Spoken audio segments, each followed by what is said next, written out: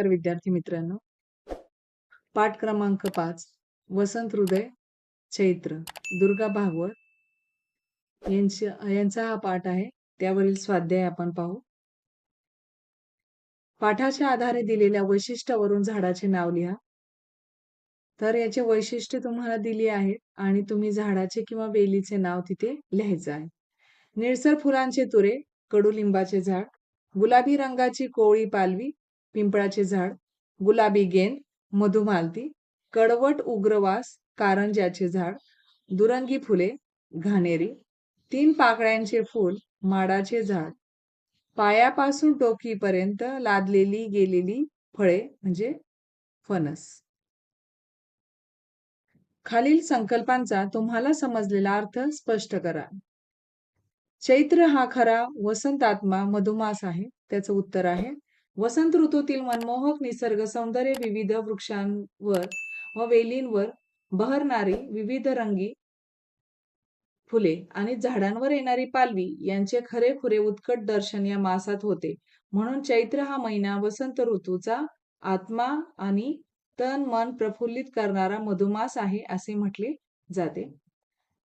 दुसरं आहे काळी कबरी घरटी चित्रलिपीतली सुंदर विरामचिन्हे वाटतात.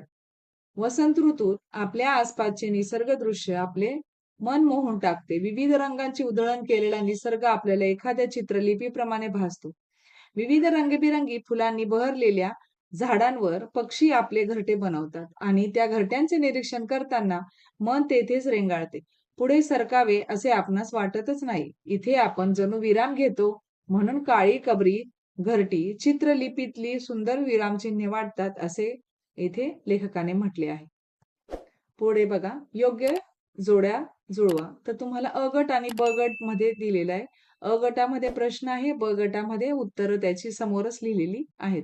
लांब लचक देठ कैऱ्यांचे गोळे, अर्धवर्तुळ पांढरी टोपी कारंज्याची कळी, भुरभुरणारे जावळ म्हणजे माडाच्या लोंब्या.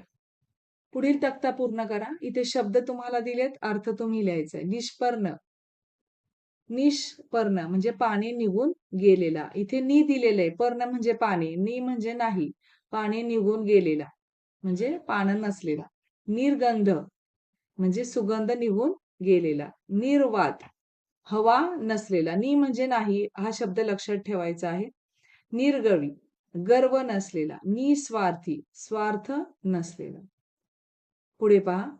खालील वाक्यात योग्य ठिकाणी कंसातील योग्य वाक्प्रचार वापरून वाक्य पुन्हा लिहा. तुम्हाला कंसामध्ये काही शब्द दिलेत. रुंजी घालणे, कुचेष्टा करणे, पेव फुटणे, व्यथित होणे.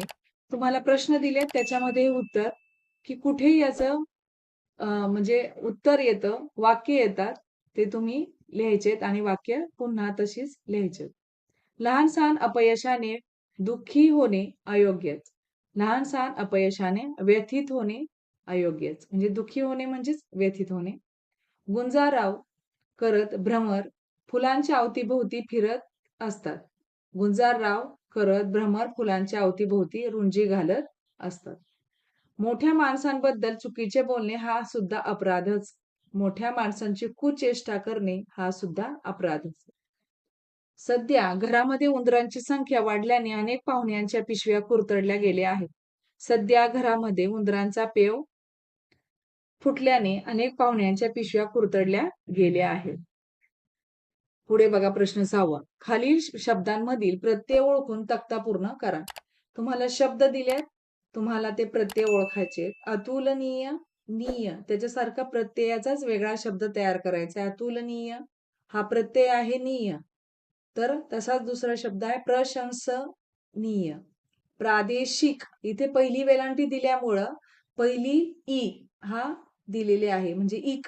ऐतिहासिक. गुळगुळीत इथे दुसरी वेलांटी दिल्यामुळे ईत हा दुसरा वापरलेला आहे. सरसरीत. अनुकुचीदार दार ठेकेदार हे झाले प्रत्यय आणि त्याचा झालेला वेगळा शब्द. पुढे पहा. अधोरेखित नामांचा प्रकार ओळखून चौकटीत लिहायचे. अश्विनीला पुस्तक वाचायला आवडते. अश्विनी आणि पुस्तक हे विशेष नाम सामान्य नाम. अजय आजच मुंबईहून परत आला. अजय मुंबई हे आहे विशेष नाम. पुढे दोन्ही विशेष नाम आहेत. गुलाबाचे सौंदर्य विशेष नाम आणि भाववाचक नाम. सौंदर्य म्हणजे रश्मीच्या आवाजात वेगळाच गोडवा आहे. रश्मी हे विशेष नाम आहे आणि गोडवा हे भाववाचक नाम आहे. पुढे पहा प्रश्न 8वा. खालील ओळी वाचून दिलेल्या शब्दांसाठी त्यातील योग्य पर्यायी शब्द शोधून लिहा. जो आपल्या आनंदात सोबत असतो, दुःखात सोबत करतो आणि आपण जर वाट चुकत असू तर कान पकडून आपल्याला योग्य वाट दाखवतो, तोच खरा मित्र असतो. काय करावे हे सांगत असताना काय करू नये हे सांगणेही महत्वाचे असते. तर कर्ण म्हणजे कान, सोबती म्हणजे मित्र, सखा सुद्धा चालेल, मार्ग, वाट, याला पथ जरी तुम्ही लिहिलं तरी पण एकच अर्थ आहे. हर्ष, आनंद, मोद म्हणजे हर्ष. हे समानार्थी शब्द दिलेत. पुढे पहा स्वमत. प्रश्न 9वा. चैत्रातल्या पिंपळाच्या नवपालवीच्या रूपाने सौंदर्य तुमच्या शब्दात लिहा. चैत्रातल्या पिंपळाची पालवी डोळ्यांचे पारणं फेडून टाकते. हिरव्या पोपटी रंगाच्या अनेक छटा झाडांवर लहरत असतात. पिंपळाचे झाड जसजशी या नवपल्लवाने डवरून जाते तसतशी ही गहिऱ्या गुलाबी रंगाची पाने उन्हात झळाळू लागतात. जणू काही गुलाबी रंगाचे सुंदर सुंदर गेंदच झाडावर फुललेले आहे असा भास होऊ लागतो. हे दृश्य रूप डोळ्यात साठवता साठवता पानांची सळसळ ऐकावी ती पिंपळाचीच, किंबहुना पिंपळ पानांच्या सळसळीवरूनच झाडांच्या पानांची सळसळ हा शब्दप्रयोग रूढ झाला आहे. आनंददायक, आल्हाददायक, मनमोहक, मनोरम, विलोभनीय, नितांत रमणीय, रम्य हे सर्व विशेषण चैत्र महिन्यातील पालवीने डवरलेल्या पिंपळाला एकाच वेळी लावता येतील. त्यातलाच प्रश्न 2रा. चैत्र महिन्यातील पक्ष्यांच्या घरट्यांना लेखिका वसंतांच्या चित्रलिपीतली विरामचिन्हे म्हणतात. या विधानाची जी सत्यता आहे ती पटवून द्या. त्याचं उत्तर असं आहे की वसंत ऋतूत आसपासची नैसर्गिक दृश्ये आपले मन मोहून टाकतात. विविध अशा रंगांची उधळण केलेला निसर्ग हा आपल्याला चित्रलिपीप्रमाणे भासतो. विविध रंगीबिरंगी फुलांनी बहरलेली झाडावर पक्षी आपला घरटे व निवारा बनवतात आणि त्या घरट्यांचे निरीक्षण करताना आपले मन तेथेच रेंगाळते. पुढे सरकावे असे आपणास वाटतच नाही. इथे आपण जणू विराम घेतो म्हणून काळी कबरी घरटी चित्रलिपीतली सुंदर विरामचिन्हे वाटतात असे इथे कवीला इथे असे लेखिकेला म्हणायचं आहे. वसंत ऋतूशी निगडीत तुमची एखादी आठवण समर्पक शब्दात लिहा. तर वसंत ऋतू म्हटला तर डोळ्यासमोर निसर्गाचे मनमोहक चित्र उभे राहते. असे निसर्गाचे रूप पाहायचे म्हणजे कोकणाची आठवण येते. असा चैत्र महिन्यात मामाच्या गावी कोकणात जाण्याचा योग आला. नारळाच्या बागा, आंब्याची, फणसाची बाग, काजूची बाग यांनी कोकणातील परिसर नटलेला आहे. झाडांवर नवपालवी तुटलेली होती. नारळाचे झाड खूपच सुंदर दिसत होते. हापूस आंब्यांचा यथेच्छ आस्वाद घेतला. निसर्गाचे सौंदर्य डोळे भरून पाहिले. पक्षी सुद्धा फळांना चोची मारून आस्वाद घेत होई.